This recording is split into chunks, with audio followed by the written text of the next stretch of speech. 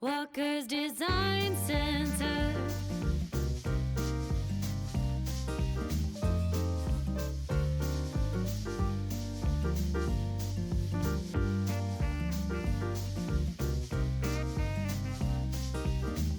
And what was your inspiration behind the project?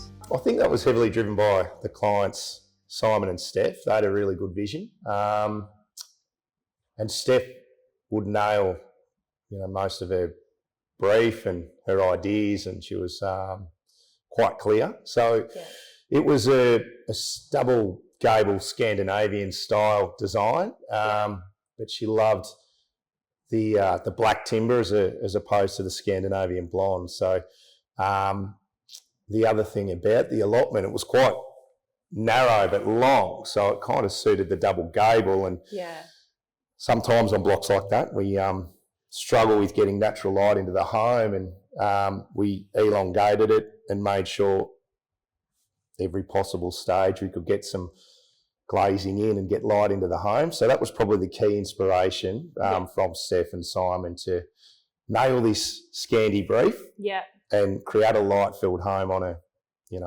relatively tricky block. Yeah, the cladding's beautiful. The is it timber cladding? It is, yeah. So it's a tallow wood, stained in black waka. Yeah. And I don't think they've had to treat it since being in about 2 years now. So it is standing the test of time. Yeah. And it's certainly a showpiece driving past. Yeah. It's nice how you've just used the one the one product across the the whole facade. It makes it stand out. It's softened with a little bit of a timber deck and a timber handle, and I think that's all we needed. We've got the nice timber framed window, which is our master bedroom at the front. I think that's enough to create that little bit of warmth and intrigue. Were there any designers or architects that played a key role in the project? Yeah, absolutely. Cam and the team at Balco, and we collaborate with his team quite a bit. Great ideas. They were able to sort of fill the gaps in the client's brief and what I probably couldn't convey and get to work on the plan. They do so well. Yeah. So it was certainly a team arrangement. They just get it. They've got really strong experience and a love for sustainable design as well. Yeah. So it's really nice getting their input. Their plans are great. Their details work. We love working with them. Yeah, excellent. And I love the detailing in the fireplace as well. Yep. Was that their idea, or was that driven by the owners? The block work. Yeah. No, that was probably a Balco initiative. We wanted to separate the study, and it was around about or just on the cusp or the back end of that COVID time. So it was very much a focus of Steph working from home and having that home office. Yeah, okay. But yet with young children not being so removed. Yes. So you've got to keep an eye on them. Keep an eye on it. So that was a solid wall with a door in it, but then we decided that if we terminate that block wall, it enhances the gable beyond, so you see that beautiful roof line going through. Yeah. But also provides connection. So if the kids are mucking up, you've only got to pop around the corner to keep them in line. Yeah. So you're removed. Yeah. You get that reprieve, but you know what's going on. Yes. Yeah. And the finish on the fireplace as well. It's quite a rustic finish, isn't it? But it really, I think it adds to the warmth of that whole space as well. Yeah, I think that's one thing Steph really brought to the fold was her great use of colour tones and the almost olive greens and emerald greens through it, which that fireplace is. And even probably the more richer greens in the bathroom with the eclectic kind of walnut timbers. Yeah. I love that in the design. There's 5 or 6 different timber tones. Yeah. And people worry about that. I think the timber's got to match consistently, but it's almost an eclectic kind of mixture of walnut and oak flooring, and then you're bringing in a timber dining table and the timber windows, and it works. Yeah, so that's what adds the character, isn't it? Yeah.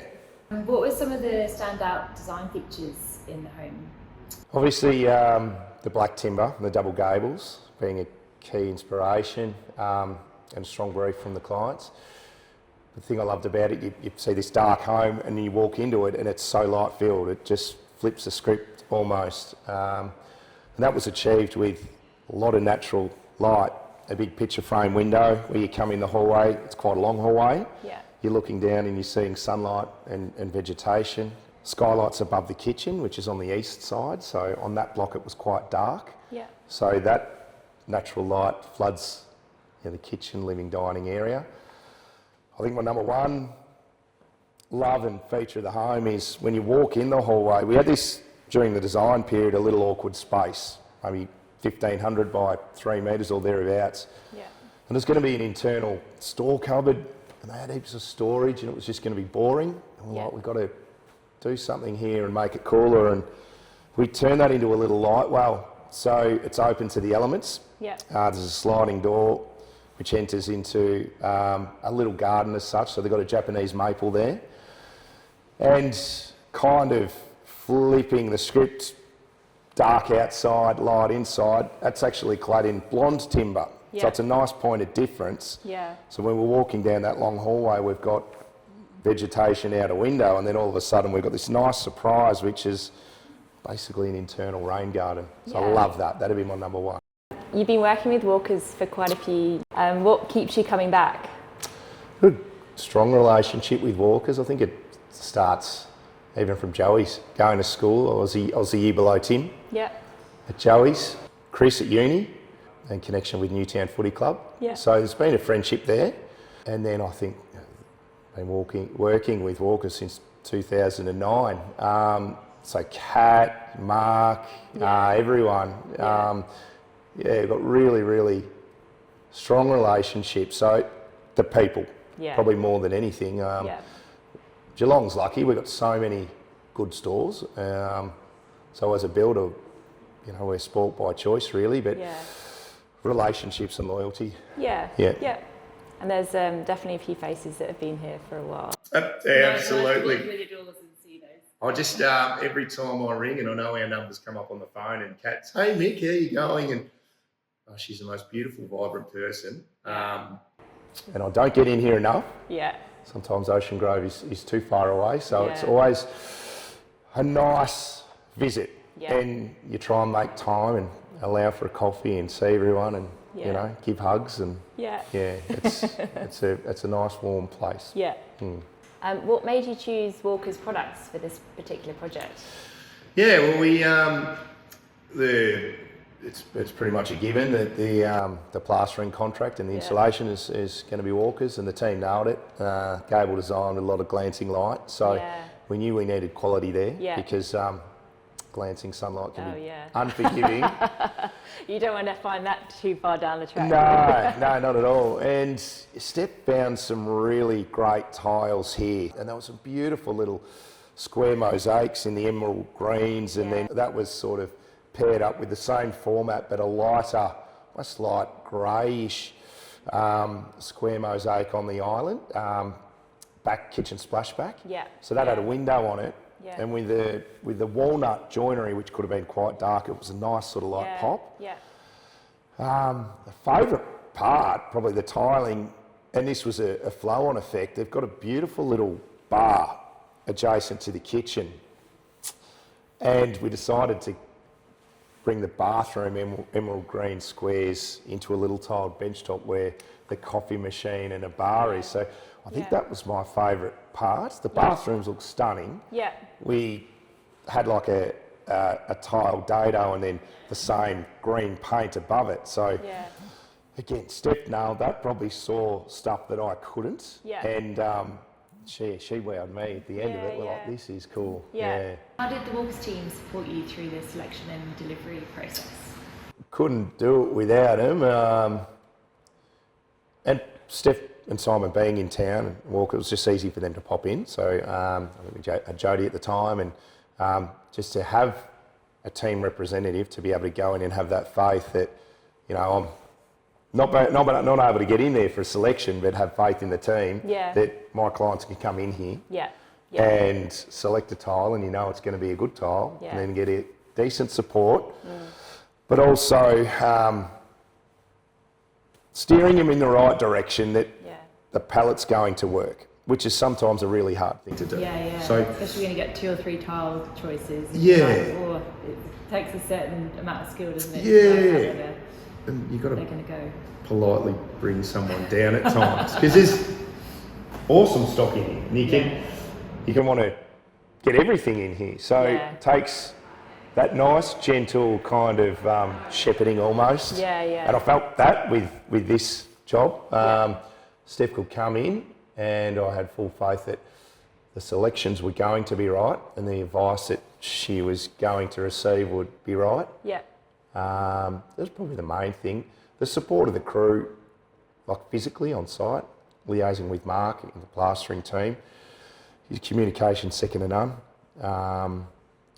Deadlines were hit. We're not waiting. If a 3-week program was given for plastering and insulation, we hit it. It's probably easy to manage. Is the best. Where we're not having to follow up with too many phone calls. You just know that that portion of the build's going to be under control. Tiles are going to be delivered when you want it. So there's a lot of ease, and we try and build 8 a year, and sometimes 8 at once. You need to have good subcontractors and suppliers that don't need to be managed and micromanaged, and that's what we feel with Walkers, is just peace of mind. What challenges did you face during the build, and how did you overcome them? Early in the design stage, we had a rear setback that we had to shave about 900 millimetres off the back of the design. So the study lost a little bit of room in the living room, which was easily overcome. Skinny, narrow allotment with not a hell of a lot of street frontage. So we had to be quite considered, like plaster delivery, for example, just making sure that we nailed our delivery to not upset the neighbours and the general goings. Being an established area, sometimes that can be tricky, because people often think that their house just sprouted up out overnight and no one built their home, so you've got to be considerate. But we had great buy-in by the neighbours. So I think the general block constraints, power lines over the top, tiger tails, big tree out the front. So it was working with the length of the block and maybe preempting deliveries, a little bit earlier than you typically would. Other than that, I think we built it ahead of schedule. We felt we built it in really good time. The finishes were great, and Simon and Steph were super happy on handover day. So I'd say it was a massive success. There weren't any moments where we were pulling our hair out. Not the most challenging, but just a couple of little considerations along the way. Was there a particular area or room in the house that you're particularly proud of? And probably answer you get the most, but just a kitchen dining area. The island bench is a really good congregation spot. That's beautiful. I love the timber features in the island bench itself. The legs, that was Brad at Ocean Grove Joinery. He's got a bit of a love, and he brought that to the team. And, it works. The walnut joinery is stunning, because it gives you a sense of mood, but it's not too dark. And the fireplace in the corner are just a really nice kind of warm feel. If you could describe Walkers in 3 words, what would they be? Legends. I use that term a bit, but I do mean that endearingly. Caring. Really caring. Fun. That's what I've got. Tones and visions appear, guided by hands that truly care.